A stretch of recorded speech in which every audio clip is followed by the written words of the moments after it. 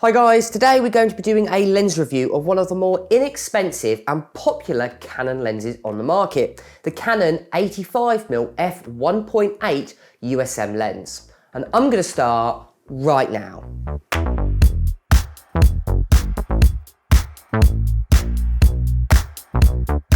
What is up guys, Photo Fever here and welcome back to the channel. And if it's your first time here guys and you want to learn all about Photoshop, Lightroom and everything photography related, start now by subscribing and hitting the bell so you guys don't miss anything.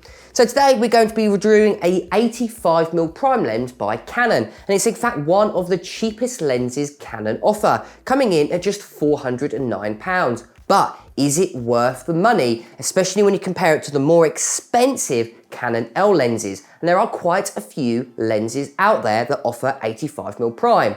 So you've obviously got this lens, the 85mm 1.8, but you've got a f1.4, which offers image stabilization, and the amazing f1.2, which is a lot more expensive, but is it any better? So let's find out in this review.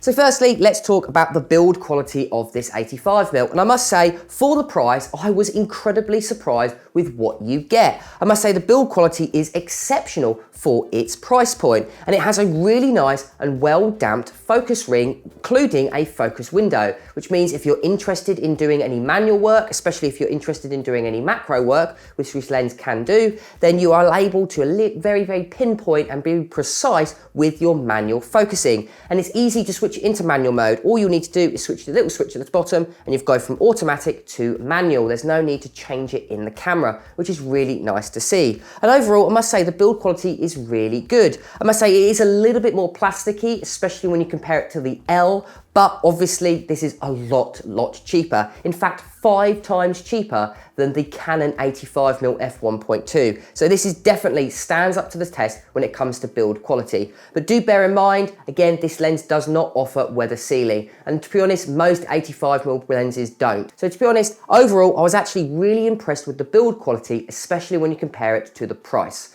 So overall, I'm going to be giving this lens a 7 out of 10 for build quality. So next, let's talk about the image quality of this lens. So I headed down to London to really test this lens out with portraits, but I also used a little bit on landscapes. And I must say, I was quite impressed with the quality of the photos. I must say the out of focus edges and the bokeh, because I did shoot at night time, I must say was incredibly smooth and rendered really nicely. Obviously, it wasn't as good as the f1.2 lens, but at f1.8, I did notice that images were ever so slightly sharper than the f1.2. So if you're after a lens that really break your subjects away for a really good price, the f1.8 is a really good lens to go for. But I must say, every time I took a photo, I always ended up wanting to shoot with the f1.2 because I knew I could go a lot shallower, and that background really did just absolutely melt away with the f1.2. It was gorgeous to use, but the f1.8 wasn't that far behind. Now, there was only a few issues that I did notice using the f1.8, and that was chromatic aberration.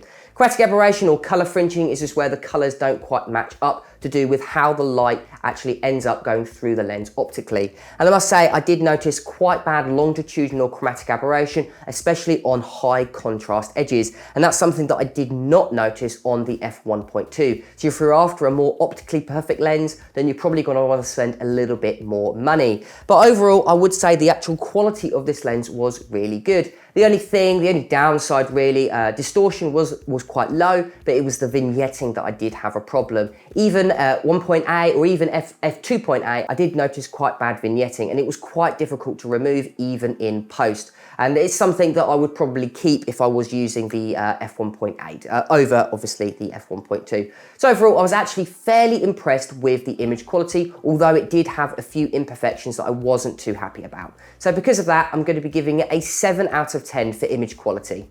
So next, let's have a look at the size and weight and compare it to the other lenses on the market. And because this is an f1.8 versus obviously the f1.2, it is going to be a lot lighter and a lot smaller. So the Canon 85mm f1.8 comes in at just 425 grams, which is by far the lightest 85mm prime lens that we're going to be talking about today. The Canon 85mm f1.4, this is the image stabilized one, comes in at 950 grams. So you can really see the larger aperture does make these lenses a lot larger, but also a lot heavier as well. And the Canon 85mm f1.2 comes in at its heaviest weight of 1025 grams, which is a lot heavier than the 85mm f1.8. So if you're after a smaller, lightweight lens, definitely the Canon 85mm f1.8 is going to be a lot better option than any of the larger aperture lenses that we've been talking about. Now, if we do compare it to the Sigma 85mm f1.8, that is by far the heaviest 85mm prime lens we're going to be talking about,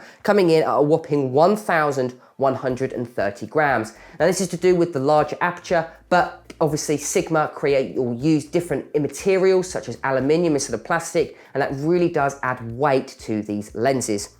And the last lens I'm going to be talking about is the Samyang 85mm f1.4, which comes in at a reasonable size of 485 grams, which is similar weight to the Canon 85mm f1.8, but again, it does offer an f1.4 aperture. So overall, I was actually impressed with the size and weight, and it is a really good, small, lightweight, compact lens that you could really just chuck in your bag and forget about it, especially when you compare it to either the f1.4 or the f1.2, which are so much heavier, over double the weight. So overall, I'm going to be giving this a 10 out of 10 for size and weight. It is by far the smallest and lightest prime lens on the market. So next, let's talk about the focus motor and image stabilization. And I must say, I was really impressed with the focus motor. It is a hell of a lot quicker than the f1.2 and the f1.4. The only downside to this lens, especially when you compare it to the other f1.4, is it does not offer image stabilization. Now, obviously, a lot of prime lenses don't. Usually that's a zoom lens that usually has image stabilization, but because the 85mm f1.4 does offer image stabilization, which is, I grant you, it is rare, it is still a downside that the f1.8 doesn't. Now, what's great about the focus motor of this lens is because it is overpowered for the size of its lens, it is really fast and a hell of a lot quicker than the f1.4 and the f1.2. Now, that's not saying the f1.2 is slow by any means. It is still quite fast. It is just nowhere near as quick because it just simply hasn't got to move as much glass. The f1.2, as you can see, is so much larger than the f1.8.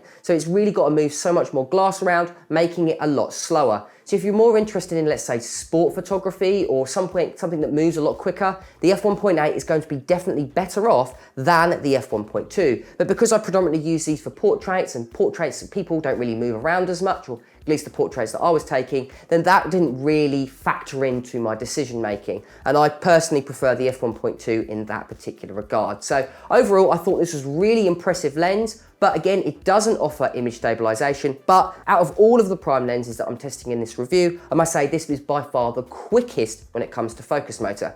So I'm going to be giving it a 9 out of 10 for focus motor and image stabilization. And last but most importantly, let's talk about the price. And this is where I'm happy to say this is the cheapest 85mm prime lens you can buy for the Canon EF mount when it comes to autofocus lenses, coming in at just £409, which is great value for money, especially when you compare it to any of the other Canon, Sigma or Samyang lenses on the market. The next closest lens is the Samyang 85mm f1.4, which is one of the newer lenses to join the EF range, coming in at £539, still a lot more expensive than the Canon 85mm f1.8. The next lens is the Sigma 85mm f1.4, coming in at £929. Then Canon 85mm f1.4, this is the image stabilized one, coming in at a whopping £1,499.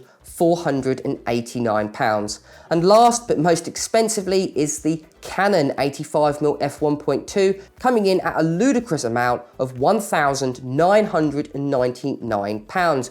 Almost £2,000 for a lens, and over 5 times the price of the Canon 85mm f1.8, the lens that we're reviewing. So you can really see this is a great value for money lens, and you're getting a lot of bang for your buck when it comes to the comparison of the other lenses that we've been looking at. So I'm going to be giving it a 9 out of 10 for price.